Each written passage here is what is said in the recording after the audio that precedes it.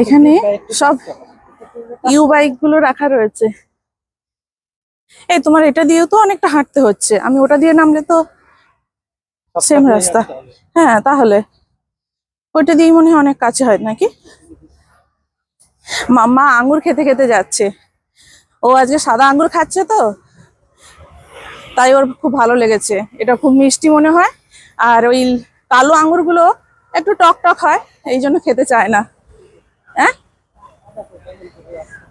হ্যাঁ, দুই দিকে রাস্তা, মাঝখানে দেখুন গাছ আর গাছ। আমাদের দেশে হলে উন্নয়নের জন্য গাছ কেটে ফেলা হতো, আর এখানে দেখুন শুধু সারি সারি সারি সারি গাছ।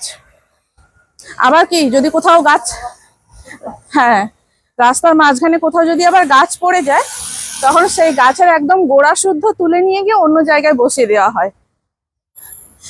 গাছ সাধারণত কেটে ফেলা হয় না এখানে, এই জন্য চারিদিকে এত সবুজ।